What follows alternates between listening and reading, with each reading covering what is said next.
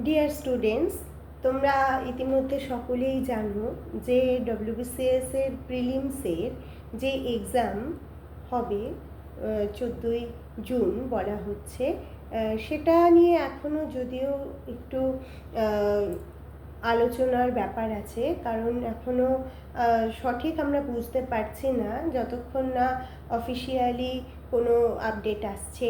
কিন্তু আমাদের বসে থাকলে হবে না, তার জন্য তোমরা সবাই নিশ্চয়ই সেলফ স্টাডিজগুলো করছো এবং বিভিন্ন ইউটিউব চ্যানেল তারাও তাদের মতো করে গাইড করছেন, এবং আমার অনলি স্টাডি এই চ্যানেলটি থেকেও কিন্তু আমি তোমাদেরকে যতটুকু সাধ্য আমি সাহায্য করি। তো ডব্লিউবিসিএস এর আজকে যে টপিকটা নিয়ে আমি আলোচনা করব, ডব্লিউবিসিএস এই বিষয়টা তোমরা সবাই জানো একটা হিউজ সিলেবাস। তো সেখানে তোমাদের ইংলিশ বলো, কারেন্ট অ্যাফেয়ার্স বলো বা হিস্ট্রি, জিওগ্রাফি সব কিছু থেকে যেহেতু প্রশ্ন আসে, তাই আমি মনে করছি আজকের যে বিষয়টা তোমাদের সাথে আমি আলোচনা করব, আজকের ক্লাস, সেখানে আমি জিওগ্রাফি বলো, ইংলিশ বলো এবং হিস্ট্রি এই তিনটে সাবজেক্টকে একসাথে কভার করার চেষ্টা করব। তো আগের দিন যারা আমার যে টপিকটা নিয়ে আলোচনা করেছিলাম কারেন্ট অ্যাফেয়ার্স, তোমরা যারা দেখোনি তারা অবশ্যই দেখো এবং চ্যানেলটা সাবস্ক্রাইব করে দিও, নইলে আমি যে ভিডিওগুলো টপিকের তোমাদের জন্য নিয়ে আসি সেগুলো তোমরা পাবে না। তো চলো প্রশ্নগুলো আজকে প্রথমেই শুরু করব। যে প্রশ্নগুলো সেগুলো কিছুটা জিওগ্রাফি বেস, কিছুটা আবার হিস্ট্রি এবং ইংলিশের কিছু কোশ্চেন আমি তোমাদের আজকে সলভ করাবো। আর কিছু কোশ্চেন আমি তোমাদের জন্য রাখবো, যারা যারা উত্তর দেবে কমেন্টে তাদের নাম এবং কোন জেলা থেকে তোমরা আনসার দিচ্ছ সেগুলো বলবে। তাহলে আমি নেক্সট যখন অন্য ক্লাস তোমাদের নেব, যারা যারা রাইট আনসার দেবে আমি কিন্তু তাদের নাম বলবো। তো প্রথম প্রশ্ন যেটা জিওগ্রাফি থেকে আমি তোমাদের করাবো, সেটা হচ্ছে কর্কট ক্রান্তি রেখা নিম্নোক্ত কোন জেলার উপর থেকে বিস্তৃত নয়? দেখো, আমরা সবাই জানি যে কর্কট ক্রান্তি রেখা অনেকগুলো জেলার মধ্যে থেকে গেছে, কিন্তু কোন জেলার মধ্যে থেকে যায়নি সেটা কিন্তু তোমাদের জানতে হবে। আমি কিছু অপশান দিচ্ছি, যেমন বর্ধমান, বীরভূম, বাঁকুড়া, পুরুলিয়া। রাইট অ্যান্সার কী হবে না? রাইট অ্যান্সার হবে বীরভূম। বীরভূম জেলার উপর দিয়ে কিন্তু কর্কট ক্রান্তি রেখা বিস্তৃত নয়। তাহলে বর্ধমান, বাঁকুড়া, পুরুলিয়া এই জেলাগুলোর উপর দিয়ে কর্কট ক্রান্তি রেখা গেছে, শুধুমাত্র বীরভূম এই জেলার উপর দিয়ে বিস্তৃত নয়। আচ্ছা, তারপরের প্রশ্ন, তামাক কোন ধরনের মৃত্তিকায় ভালো হয়? তামাক তোমরা সবাই জানো তামাক একটা নেশাকর এক ধরনের পাতা, যে পাতা কিন্তু কি হয় না সিগারেটের তৈরিতে এবং আরও যে নেশাকর জিনিসগুলো রয়েছে সেগুলো তৈরির ক্ষেত্রে তামাক পাতা খুব ব্যবহার করা হয় এবং তামাকেরই হয়ে থাকে। সেই তামাক কোন ধরনের মাটিতে বা মৃত্তিকায় ভালো হয়? অপশান দিচ্ছি আমি, লাল মাটি, বিতে হচ্ছে ল্যাটেরাইট মাটি, সিতে হচ্ছে কৃষ্ণ মৃত্তিকা বা কালো রঙের যে মাটি, আর ডিতে হচ্ছে পলি মৃত্তিকা বা পলি মাটি। উত্তর কি হবে? উত্তর হবে লাল মাটি। তাহলে তামাক এটি মূলত লাল মাটিতে বেশি ভালো হয়।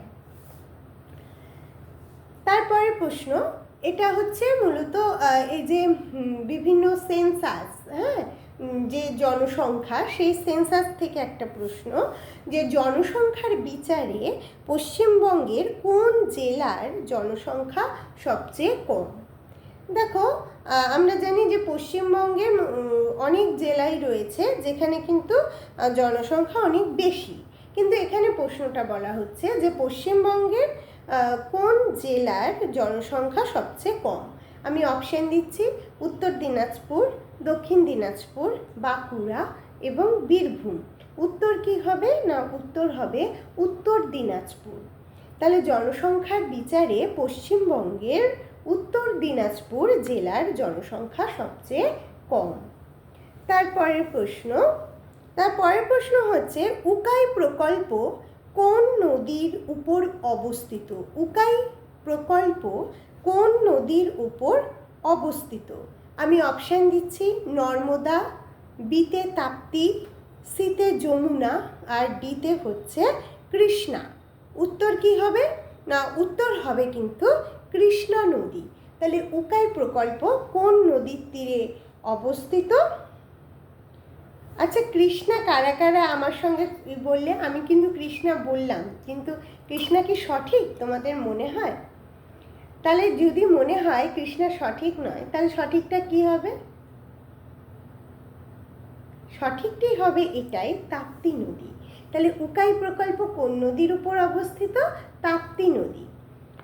আমি কিন্তু মাঝে মাঝে এরকম করে দেখবো যে তোমরা সবাই সঠিক উত্তরটি কি সেটা কমেন্টে বলছো কিনা, কারণ আমি এর জন্য করব যে তোমরা আমার এই ক্লাসটা মনোযোগ দিয়ে দেখছো কিনা, তার জন্য আমি কিছু আনসার মাঝে মাঝেই কিন্তু অন্যটা বলবো। তোমরা রাইটটা কমেন্টে লিখবে। তাহলে উকাই প্রকল্প কোন নদীর উপর অবস্থিত? উত্তর কি হবে? না, তাপ্তি নদীর উপর অবস্থিত। আচ্ছা, তারপরের প্রশ্ন, পাঁচমারি কোন পাহাড়ের সর্বোচ্চ শৃঙ্গ? পাঁচমারি কোন পাহাড়ের সর্বোচ্চ শৃঙ্গ? উত্তর কি হবে? না, পাঁচমারি। অপশন দিই, অপশন প্রথমে হচ্ছে মৈতাল, বিতে হচ্ছে মহাদেব, সিতে হচ্ছে বিন্ধ্য আর ডিতে হচ্ছে আরাবল্লী। উত্তর কি? না, উত্তর হচ্ছে, তোমরা বলো কোনটা উত্তর হবে? উত্তর আমি বলে দিচ্ছি, উত্তর হবে মহাদেব। তাহলে পাঁচমারি কোন পাহাড়ের সর্বোচ্চ শৃঙ্গ? পাঁচমারি হলো মহাদেব এই পাহাড়ের সর্বোচ্চ শৃঙ্গ। তারপরের প্রশ্ন, শ্রীহরিকোটা উপগ্রহ উৎক্ষেপণ কেন্দ্রটি কোন রাজ্যে অবস্থিত? শ্রীহরিকোটা উপগ্রহ উৎক্ষেপণ কেন্দ্রটি কোন রাজ্যে অবস্থিত? রাজ্যগুলোর নাম আমি বলছি, অন্ধ্রপ্রদেশ এতে, বিতে হচ্ছে উড়িষ্যা, সিতে হচ্ছে তামিলনাড়ু এবং ডিতে হচ্ছে কর্ণাটক। উত্তর কি হবে তোমরা বলো কমেন্টে। আচ্ছা, আমি বলছি উত্তর হবে অন্ধ্রপ্রদেশ। তাহলে শ্রীহরিকোটা উপগ্রহ উৎক্ষেপণ কেন্দ্রটি কোন রাজ্যে অবস্থিত? না, অন্ধ্রপ্রদেশে অবস্থিত। তারপরের প্রশ্ন, আন্দামান নিকোবর দ্বীপপুঞ্জের কোন অংশে সবচেয়ে বেশি উপজাতি বাস করে? আন্দামান নিকোবর দ্বীপপুঞ্জে কোন অংশে সবচেয়ে বেশি উপজাতি বাস করে? এতে হচ্ছে ক্ষুদ্র আন্দামানে, বিতে হচ্ছে উত্তর আন্দামানে, সিতে হচ্ছে দক্ষিণ আন্দামানে এবং ডিতে হচ্ছে মধ্য আন্দামানে। উত্তর কি? ক্ষুদ্র আন্দামানে। তাহলে ক্ষুদ্র আন্দামানে কি? ক্ষুদ্র আন্দামানে সব থেকে বেশি উপজাতি বাস করে।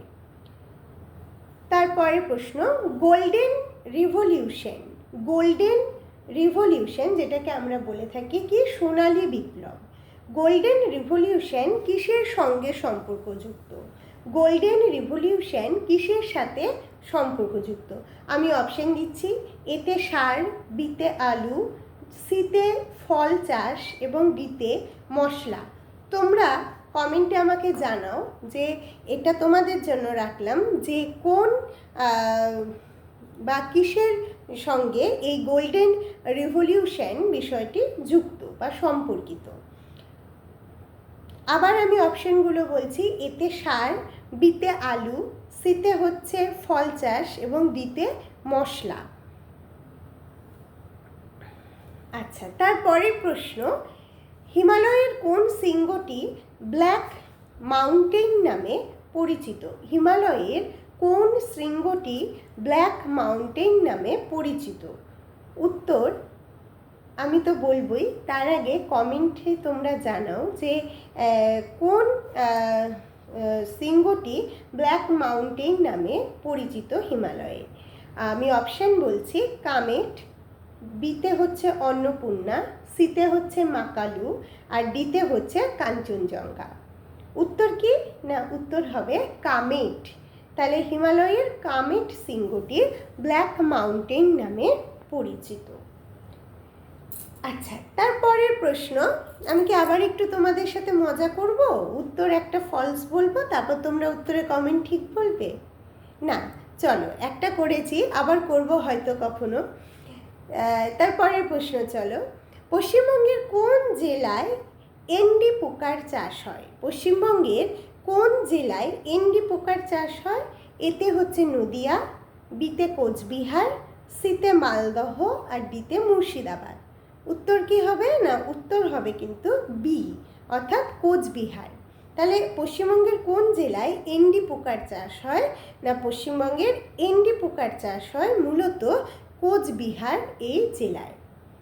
তারপরের প্রশ্ন, ভারতের প্রথম কার্পাস বয়ন কেন্দ্র স্থাপিত হয় কোথায়? ভারতের প্রথম কার্পাস বয়ন কেন্দ্র কোথায় স্থাপিত হয়? অপশন বলছি, ঘুষুরিতে, এ, বি এ হচ্ছে বালিতে, সি এ হচ্ছে ত্রিবেণীতে, আর ডি হচ্ছে শ্রীরামপুরে। উত্তর কি তোমরা কমেন্টে বলো। এটা তোমাদের জন্য রাখবো? আচ্ছা, তোমাদের জন্য না, আমি উত্তর বলে দিচ্ছি, উত্তর হবে ঘুষুরিতে। তাহলে ভারতের প্রথম কার্পাস বয়ন কেন্দ্র স্থাপিত হয় কোথায়? না, ঘুষুরিতে। তারপরের প্রশ্ন হচ্ছে, নিম্ন উক্ত কোন লৌহ ইস্পাত কেন্দ্রটি স্বাধীনতার আগে গড়ে ওঠে? এতে বলছি ভদ্রাবতী, বিতে হচ্ছে রাউরকেল্লা, সিতে হচ্ছে বোকারো, আর ডিতে হচ্ছে দুর্গাপুর। তাহলে এ হবে উত্তর ভদ্রাবতী। তাহলে ভদ্রাবতীতে লৌহ ইস্পাত কেন্দ্রটি কিন্তু স্বাধীনতার আগে গড়ে উঠেছিল, এবং স্বাধীনতার পরে গড়ে উঠেছিল রাউরকেল্লায়, বোকারোতে, দুর্গাপুরে, এই সব জায়গাগুলোতে কিন্তু স্বাধীনতার পরে হয়েছে। শুধুমাত্র ভদ্রাবতীতে স্বাধীনতার আগে লৌহ ইস্পাত কেন্দ্রটি গড়ে উঠেছিল। আচ্ছা, তারপরের প্রশ্ন, ইলেকট্রিক লোকোমোটিভ কারখানা কোথায় অবস্থিত? ইলেকট্রিক মানে বৈদ্যুতিক, হ্যাঁ, বিদ্যুতের, হ্যাঁ, লোকোমোটিভ কারখানা কোথায় অবস্থিত? এতে উত্তর হচ্ছে, এতে অপশন হচ্ছে চিরিমির, বিতে হচ্ছে ভোপাল, সিতে হচ্ছে চেন্নাই, আর ডিতে হচ্ছে বারাণসী। উত্তর কি হবে? না, উত্তর হবে ভোপাল। কোথায়? না, ভোপালে। ইলেকট্রিক লোকোমোটিভ কারখানা মানে অবস্থিত হচ্ছে কোথায়? না, ভোপালে। তারপরের অপশন আমি দেব না, তারপরের অপশন ভাবছি আমি তোমাদের দেব না, ডাইরেক্ট আনসার বলবো, কিংবা তোমরা কি হবে সেটা কমেন্টে কিন্তু আমাকে জানাবে। গম্ভীরা কোন জেলার লোক উৎসব? গম্ভীরা কোন জেলার লোক উৎসব? এই অপশন আমি দিচ্ছি না, সঠিক উত্তর তোমরা আমাকে কমেন্টে সেকশনে জানাবে। তারপরে প্রশ্ন, কোন নদীর বদ্বীপ পাখির পায়ের মতো? কোন নদীর বদ্বীপটা পাখির পায়ের মতো? উত্তর বলছি, তার আগে অপশন বলি। এতে হচ্ছে কৃষ্ণা, বিতে হচ্ছে কাবেরী, সিতে হচ্ছে গোদাবরী, আর ডিতে হচ্ছে নর্মদা। উত্তর কি হবে? না, উত্তর হবে কৃষ্ণা। এই কৃষ্ণা নদীর বদ্বীপ হচ্ছে পাখির পায়ের মতো। কৃষ্ণা নদীর যে বদ্বীপ, এটা কি পাখির পায়ের মতো। আচ্ছা, আমরা জিওগ্রাফি থেকে অনেকগুলো কোশ্চেন করলাম, এবার আমরা চলে যাই, চলো, হিস্ট্রি থেকে এবার আমরা বেশ কিছু কোশ্চেন কিন্তু করব। তার আগে বলি, যারা যারা এখনও আমার এই চ্যানেলটি সাবস্ক্রাইব করোনি তাদেরকে বলবো এই চ্যানেলটি সাবস্ক্রাইব করো, কারণ এখানে আমি বিভিন্ন কম্পিটিটিভ এক্সাম, WBCS বলো, রেল বলো, বা CGL বলো, হ্যাঁ, বিভিন্ন টাইপের যে, বা WBSSC বলো, ক্লার্কশিপের এক্সাম বলো, হ্যাঁ, সমস্ত কম্পিটিটিভ এক্সামের জন্য কিন্তু আমি এখানে তোমাদের অনলাইনে ক্লাস নিয়ে থাকি। তাই অবশ্যই আমার এই চ্যানেলটি তোমরা সাবস্ক্রাইব করবে। তো আমি চলো এখন হিস্ট্রিতে চলে যাই। হিস্ট্রি থেকে কিছু কোশ্চেন কিন্তু তোমাদের ডব্লিউবিসিএসে হিস্ট্রি থেকে বেশি প্রশ্ন আসে। হিস্ট্রি থেকে যে প্রশ্নগুলো বেশি আসে মূলত আমরা দেখি মুঘল আমল থেকে বেশি প্রশ্ন আসে, তারপর ধরো স্বাধীনতা সংগ্রামের থেকে অনেক প্রশ্ন আসে।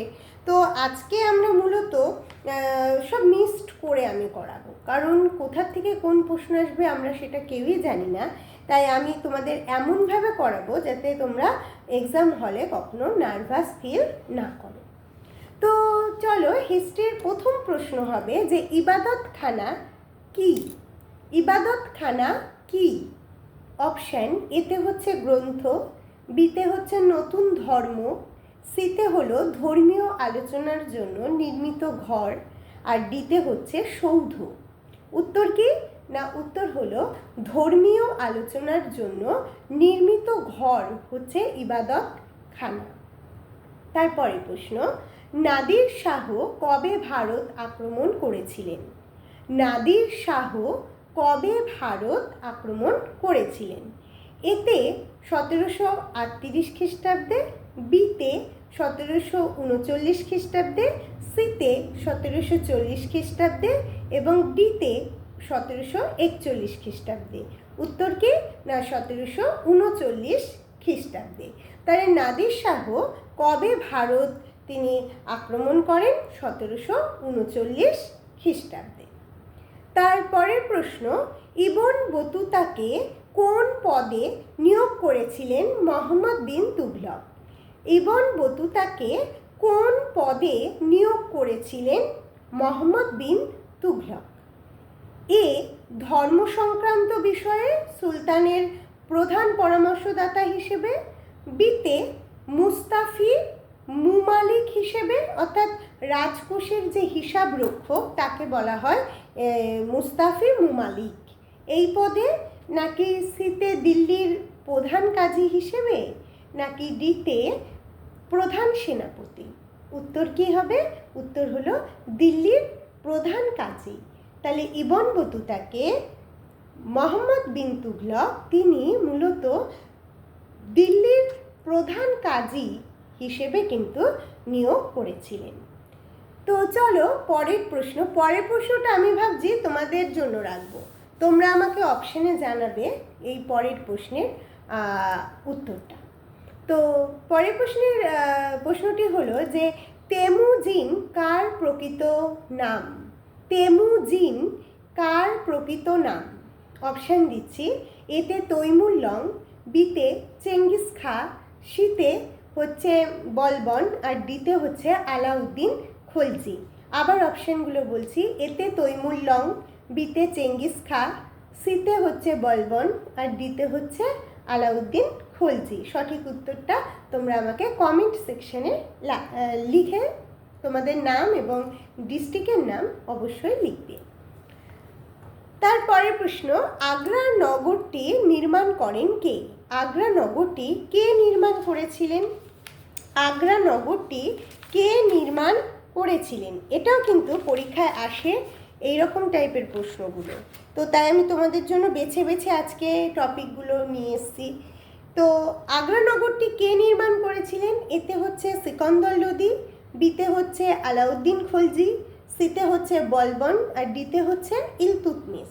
উত্তর কি হবে? না, উত্তর হবে এ, অর্থাৎ সিকন্দর লোদি। তিনি কিন্তু এই আগ্রা নগরীটি নির্মাণ করেছিলেন। আচ্ছা, তারপরের প্রশ্ন বলো আলাউদ্দিন খলজির প্রধান সেনাপতি কে ছিলেন? আলাউদ্দিন খলজির প্রধান সেনাপতি কে ছিলেন? এটা অপশান দেব না, তোমরা কিন্তু এটা কমেন্টে আমাকে আনসারটা দেবে। আচ্ছা, তারপরের প্রশ্ন বলো, তোমরা বলবে মুঘল সম্রাট শাহজাহান প্রয়াত হয়েছিলেন অর্থাৎ মারা গেছিলেন কত সালে? সালটা আমি বলছি। এতে হচ্ছে 1658 সালে, বিতে 1659 সালে, সিতে 1662 সালে, আর ডিতে হচ্ছে 1666 সালে। উত্তরটা কিন্তু তোমরা আমাকে কমেন্টে জানাবে। তারপরের প্রশ্ন, মুঘলদের সরকারি ভাষা কি? এতে উর্দু, বিতে ফার্সি, সিতে ফার্সি এবং আঞ্চলিক ভাষা, আর ডিতে হচ্ছে তুর্কি। উত্তর কি? না ফার্সি ভাষা। মুঘলদের সরকারি ভাষা হলো ফার্সি ভাষা। ফার্সি ভাষায় তাদের সমস্ত সরকারি কাজকর্ম হতো। আচ্ছা, তারপরের প্রশ্ন, তগভি বলতে কি বোঝায়? তগভি বলতে কি বোঝায়? এতে অপশন কৃষক ঋণ, বিতে এক ধরনের উর্বর জমি তগভি, নাকি সিতে অপশন হিন্দুদের ওপর আরোপিত কর, এবং ডিতে অপশন হচ্ছে অনুর্বর জমি। উত্তর হবে কি? উত্তর হলো কৃষক ঋণ। তগভি হলো এক ধরনের কৃষক ঋণ। তারপরের প্রশ্ন, কে বাজার নিয়ন্ত্রণ নীতি প্রচলন করেছিলেন? বাজার নিয়ন্ত্রণ নীতি কে প্রচলন করেছিলেন? এটা কিন্তু তোমাদের পরীক্ষায় আসে, হ্যাঁ, যে বাজার নিয়ন্ত্রণ নীতি কে প্রচলন করেছিলেন?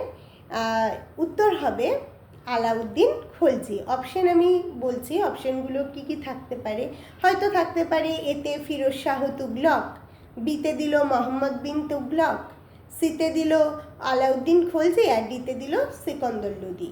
উত্তর হবে সি, আলাউদ্দিন খলজি। আলাউদ্দিন খলজি তিনি প্রথম এই যে বাজার নিয়ন্ত্রণ নীতি, এটা কিন্তু তিনি প্রথম তিনি শুরু করেছিলেন। তিনি প্রথম প্রচলন করেছিলেন এই বাজার নিয়ন্ত্রণ নীতি। আরও অনেক কিছু তিনি প্রচলন করেছিলেন, যার মধ্যে এই বাজার নিয়ন্ত্রণ নীতি হলো অন্যতম। এবার দেখো, তার পরের প্রশ্নটা আমি তোমাদের জন্য রাখবো, আনসার কিন্তু তোমরা কমেন্টে আমাকে বলবে। কোন মুঘল সম্রাট নিজের আত্মজীবনী রচনা করেছিলেন? কোন মুঘল সম্রাট নিজের আত্মজীবনী তিনি নিজেই রচনা করেছিলেন? আমি অপশন দিচ্ছি, এতে বাবর, বিতে আকবর, সিতে শাহজাহান এবং ডিতে জাহাঙ্গীর। উত্তর আমি বলবো না, উত্তর তোমাদের জন্য। আচ্ছা, তারপরের প্রশ্ন, কোন বছর মোহাম্মদ বিন কাসিম তিনি সিন্ধু দখল করেছিলেন? কোন বছর মোহাম্মদ বিন কাসিম তিনি সিন্ধু দখল করেছিলেন? এতে 712 খ্রিস্টাব্দ, বিতে 715 খ্রিস্টাব্দ, সিতে 718 খ্রিস্টাব্দ এবং ডিতে 721 খ্রিস্টাব্দ। উত্তর কি? না উত্তর হবে 712 খ্রিস্টাব্দে।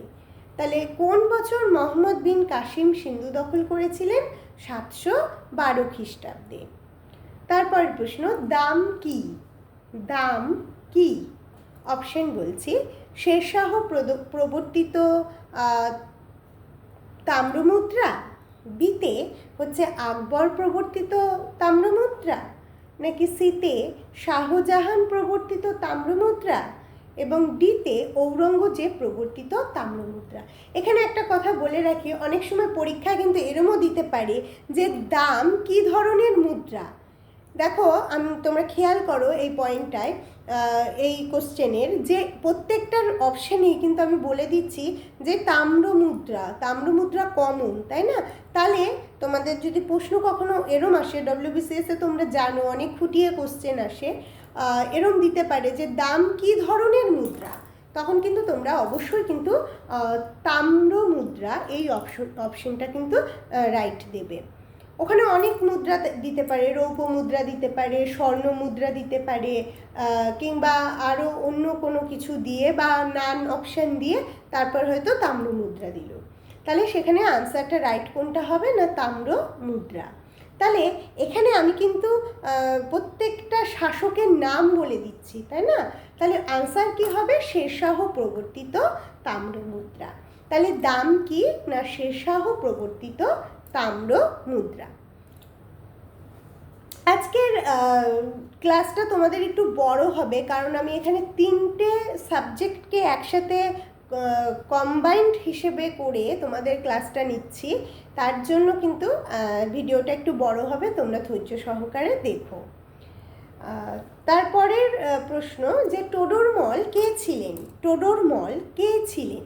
এতে অপশন শেরশাহের মন্ত্রী, বিতে আকবরের রাজসভায় রাজস্ব বিষয়ক মন্ত্রী, সিতে মেবারের রাজপুত এবং ডিতে জাহাঙ্গীরের সেনাবাহিনী সেনাধ্যক্ষ। উত্তর হবে কি না বি, আকবরের রাজসভায় রাজস্ব বিষয়ক মন্ত্রী ছিলেন টোডরমল। তাহলে প্রশ্নটা অন্যভাবেও কিন্তু দিতে পারে যে আকবরের রাজসভায় রাজস্ব বিষয়ক মন্ত্রী কে ছিলেন, তখন উত্তর হবে টোডরমল। আর যদি বলে টোডরমল কে ছিলেন, তখন বলবে আকবরের রাজসভায় রাজস্ব বিষয়ক মন্ত্রী। আচ্ছা, তারপরের প্রশ্ন, কোন মুঘল সম্রাট আগ্রা থেকে দিল্লিতে রাজধানী স্থানান্তরিত করেছিলেন? ভীষণ ইম্পর্টেন্ট কোশ্চেন। এই কোশ্চেনটা আমি দেখেছি অনেক এক্সামে, শুধু WBCS নয়, আমি দেখেছি এই আনসারটা CGL-এ আসে, রেইলেও অনেক সময় দেয়, এবং যারা রিসেন্ট পঞ্চায়েতের এক্সামে বসছো তোমাদের জন্য কিন্তু এই রকম ধরনের কোশ্চেন খুব ইম্পর্টেন্ট। তাই যারা যারা এখনও চ্যানেলটি সাবস্ক্রাইব করোনি তাদের বলবো অবশ্যই চ্যানেলটি সাবস্ক্রাইব করবে এবং তোমার প্রিয় বন্ধুবান্ধবকে এই চ্যানেলটি শেয়ার করবে, যাতে তারাও এই চ্যানেলটি দেখে উপকৃত হতে পারেন। তো দেখো আমি কি বললাম কোশ্চেনটা, যে কোন মুঘল সম্রাট আগ্রা থেকে দিল্লিতে তারা রাজধানী স্থানান্তরিত করেছিলেন? উত্তর কি হবে? উত্তর আমি বলবো অবশ্যই, তার আগে অপশান দিই। এতে হচ্ছে জাহাঙ্গীর, বিতে ঔরঙ্গজেব, সিতে হচ্ছে শাহজাহান এবং ডিতে বাহাদুর শাহ। তোমরা কমেন্টে উত্তরটা লিখবে এবং সঠিক উত্তরটা আমি তাও বলে দিচ্ছি, উত্তর হবে শাহজাহান। তাহলে কোন মুঘল সম্রাট আগ্রা থেকে দিল্লিতে তিনি রাজধানী স্থানান্তরিত করেছিলেন? উত্তর হবে শাহজাহান। তিনি কিন্তু আগ্রা থেকে দিল্লিতে তিনি রাজধানী স্থানান্তরিত করেছিলেন। তার নেক্সট কোশ্চেন হচ্ছে যে দিল্লির সুলতানি শাসনের শেষ শাসক কে ছিলেন? দিল্লি সুলতানি শাসনের শেষ শাসক কে ছিলেন? এটা একদম ডিরেক্ট কোশ্চেন তোমাদের জন্য থাকলো, আমি অপশানগুলো বলে দিচ্ছি। এ হচ্ছে আলাউদ্দিন আলম শাহ, বিতে হচ্ছে ইব্রাহিম লোদি, সিতে হচ্ছে বহুলল লোদি বা বাহুলল লোদি এবং ডিতে হচ্ছে সিকন্দর লোদি। উত্তর তোমরা কি হবে কমেন্টে আমাকে জানাবে। আচ্ছা, তারপরে প্রশ্ন, দিল্লির কোন সুলতান, ভালো করে কোশ্চেনটা শুনবে, দিল্লির কোন সুলতান অশোক স্তম্ভ দিল্লিতে নিয়ে এসেছিলেন? দিল্লির কোন সুলতান অশোক স্তম্ভ দিল্লিতে নিয়ে এসেছিলেন? আমি অপশন বলছি। এতে হচ্ছে ইলতুৎমিশ, বিতে হচ্ছে আলাউদ্দিন, সিতে হচ্ছে মোহাম্মদ বিন তুগলক এবং ডিতে হচ্ছে ফিরোজ শাহ তুগলক। উত্তর কি হবে? উত্তর হবে ফিরোজ শাহ তুগলক কিন্তু উত্তর হবে। এবং তোমাদের তার পরের প্রশ্নের উত্তরটা আমি দেব না, সেটা তোমরা বলবে। তাহলে উত্তর কি হবে বললাম, যে দিল্লির কোন সুলতান তিনি অশোক স্তম্ভ তিনি দিল্লিতে নিয়ে এসেছিলেন? না, উত্তর হবে ফিরোজ শাহ তুগলক। আচ্ছা, তার পরের প্রশ্নের উত্তরটা তোমরা দেবে। কোন সুলতানের রাজত্বকালে চেঙ্গিস খাঁ ভারত আক্রমণ করেছিলেন? কোন সুলতানের রাজত্বকালে চেঙ্গিস খাঁ তিনি ভারত আক্রমণ করেছিলেন? এতে হচ্ছে ইলতুৎমিশ, বিতে হচ্ছে আলাউদ্দিন খলজি, সিতে হচ্ছে গিয়াসউদ্দিন বলবন আর ডিতে হচ্ছে মোহাম্মদ বিন তুগলক। উত্তরটা আমাকে কমেন্টে জানাবে যে কোন সুলতানের রাজত্বকালে চেঙ্গিস খাঁ তিনি ভারত আক্রমণ করেছিলেন। আচ্ছা, নেক্সট কোশ্চেন, ভীষণ ইজি প্রশ্ন এটা কিন্তু তোমরা আমাকে কমেন্টে জানাবে আর আমি দেখব কয়জন আনসারটা ঠিক দাও। বাবরনামা এই গ্রন্থের রচয়িতা কে ছিলেন? বাবরনামা এই গ্রন্থের রচয়িতা কে ছিলেন? অপশান দিচ্ছি। এতে আবুল ফজল, বিতে হচ্ছে ফিরদৌসি, সিতে হচ্ছে আসিফ এবং ডিতে হচ্ছে বাবর। আবার বলছে বাবরনামা গ্রন্থের রচয়িতা কে ছিলেন? এতে হচ্ছে আবুল ফজল, বিতে হচ্ছে ফিরদৌসি, সিতে হচ্ছে আসিফ আর ডিতে হচ্ছে বাবর। সঠিক অ্যান্সারটা যারা লিখবে তারা সবাই কিন্তু তাদের নাম এবং ডিস্ট্রিক্টের নাম কমেন্ট সেকশানে লিখবে। আমি নেক্সট ভিডিওতে আমি তোমাদের নাম বলবো। তার পরের কোশ্চেন, দিন ই ইলাহি। এই দিন ই ইলাহি হচ্ছে একটা ধর্মমত।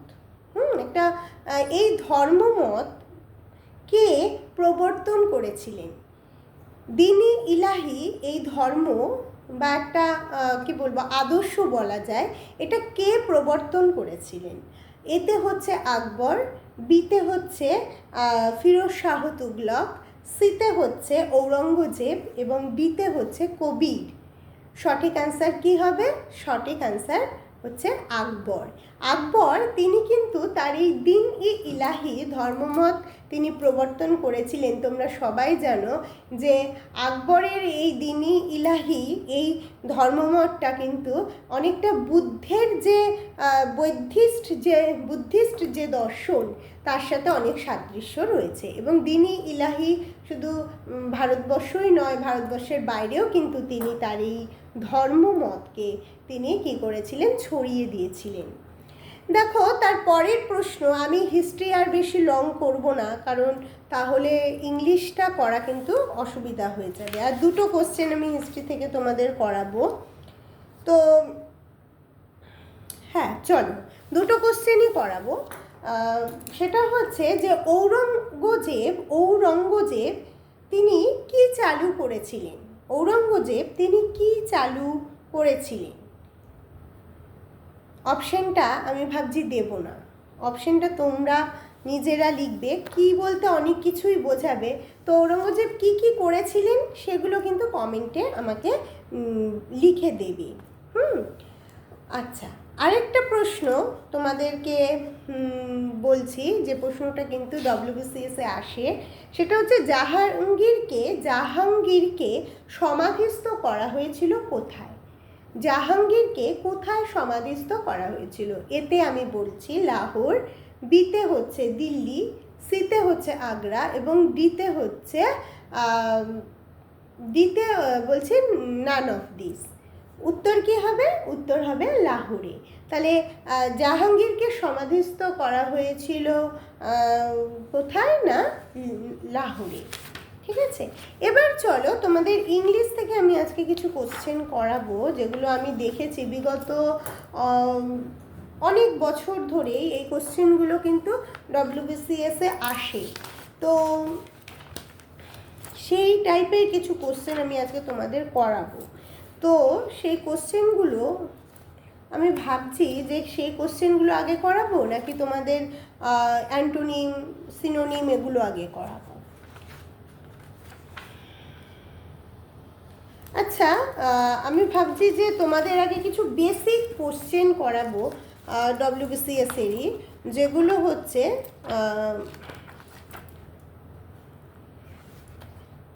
এই যে ধরো আর্টিকেল, প্রিপোজিশনস, এগুলো কিন্তু তোমাদের আসে হ্যাঁ WBCS-এ। তো শুধু WBCS কেন, যারা CGL দিচ্ছ বা রেল হ্যাঁ বা আদার্স এক্সামগুলো দিচ্ছ, তোমাদের জন্য কিন্তু এই যে কোশ্চেনগুলো আমি আজকে আলোচনা করলাম সেগুলো কিন্তু ভীষণই ইম্পর্টেন্ট। তো চলো আজকে আমি ভাবছি তোমাদের আগে WBCS-এর কিছু ইডিয়মস নিয়ে আমি আজকে আলোচনা করি, কারণ দেখেছি ইডিয়মস এই টপিকটা থেকে অনেক কোশ্চেন কিন্তু আসে এবং তোমরা তখন অনেক অপশান দেখে গুলিয়ে ফেলো কোনটা রাইট অ্যান্সার। তো দেখো, ইডিয়মস মানে তোমরা সবাই জানো ইডিয়মস কি, ইডিয়মস বিষয়টা কি। ইডিয়মস হচ্ছে একটা বলতে পারো যে বাগধারা। অর্থাৎ যেমন এবিসি মানে কি? প্রাথমিক জ্ঞান, প্রাইমারি নলেজ। এটাকে আমরা অনেক সময় অনেক সেন্টেন্সে দেখি অনেকে এবিসি বলে লিখলো, এবিসি নলেজ, অর্থাৎ তাদের কোনো ন্যূনতম নলেজ বোঝাতে, এই প্রাইমারি নলেজ বা প্রাথমিক জ্ঞান বোঝাতে এই ইডিয়মসটা ব্যবহার করা হয়। তারপর ধরো আফটার অল মানে মোটের ওপর, হ্যাঁ। অ্যাজ আ রুল মানে যথারীতি, অর্থাৎ ইউজুয়ালি। অ্যাবভ অল মানে প্রধানত, হ্যাঁ, মেইনলি যাকে বলা হয়। অল ইয়ার্স মানে ভেরি অ্যাটেন্টিভ, খুব মনোযোগী বোঝাতে এই ইডিয়মসটা ব্যবহার করা হয়, অল ইয়ার্স। হ্যাঁ, তারপর যেমন আরও রয়েছে all in all. All in all, all in all বলি না আমরা কথায় কথায়, যে ওর মধ্যে অল ইন অল পাওয়ার্স আছে। তাহলে অল ইন অল মানে হচ্ছে অল পাওয়ারফুল, মানে যে সর্বে সর্বা, যার মধ্যে সমস্ত ধরনের ক্ষমতা রয়েছে, তাকে আমরা বলি all in all. All but, all but মানে অলমোস্ট, প্রায়। অল বাট ইডিয়মস, তার মানে হচ্ছে অলমোস্ট, প্রায়। All at once, all at once হচ্ছে সাডেনলি, মানে হঠাৎ। অল অ্যাট ওয়ান্স মানে সাডেনলি বা হঠাৎ। All the while, all the while মানে অ্যাট নয়, অল টাইমস মানে সর্বক্ষণ বোঝাতে। হ্যাঁ, অল দ্য হোয়াইল মানে অল টাইমস, সর্বক্ষণ বা সব সময়। অ্যাট অল, অ্যাট অল মানে হচ্ছে আদৌ, বলে না যে তুমি কি জানো আদৌ, এই আদৌ যে ইডিয়মসটা, এটা কিন্তু অ্যাট অল বোঝাতে ব্যবহার করা হয়। As it were, as it were মানে অ্যাজ ইফ, যেন। অ্যাজ ইট ওয়ার এই ইডিয়মসটার মানে হচ্ছে অ্যাজ ইফ, যেন। হ্যাঁ, at a loss, at a loss মানে পাজেলড, হ্যাঁ, হতভম্ব হয়ে যাওয়া। হ্যাঁ, অ্যাট আ লস, এটা হচ্ছে পাজেলড, পাজেলড এই অর্থে ইডিয়মসটা ব্যবহার করা হয়, অ্যাট আ লস। তারপর হচ্ছে ধরো at a time, at a time আমরা অনেক সময় দেখি অনেক কোশ্চেন দিয়ে আন্ডারলাইন করে দিল যে এই ইডিয়মসটার মানে কি বোঝাচ্ছে। অ্যাট আ টাইম মানে ইচ টাইম, একেবারে। হ্যাঁ, অ্যাট আ টাইম মানে হচ্ছে ইচ টাইম, একেবারে। তারপর দেখো বাই ফেয়ার, বাই ফেয়ার মানে হচ্ছে সর্বাংশে, বাই ফেয়ার এই ইডিয়মসের মানে হচ্ছে সর্বাংশে। অ্যাজ টু মানে সম্বন্ধে, অ্যাজ টু মানে সম্বন্ধে। অল ওভার মানে সব শেষ, অল ওভার মানে সব শেষ। আরেকটা ইডিয়মস, এইগুলো তো এক ধাঁচের ইডিয়মস আমি বললাম, আরও কিছু ইডিয়মস আছে, যেমন তোমাদের দেয় একটা হচ্ছে, যেমন তোমার ধরো come to pass, come to pass এই ইডিয়মসটার মানে হচ্ছে হ্যাপেন, কোনো ঘটা, কোনো ঘটনা ঘটাকে এই অর্থে কিন্তু ব্যবহার করা হয়, কাম টু পাস। তারপর দেখো bed of thrones, bed of thrones মানে কণ্টকাকীর্ণ কোনো স্থান, কণ্টকাকীর্ণ কোনো জায়গা বোঝাতে বেড অফ থ্রোনস এই কথাটা ব্যবহার করা হয়।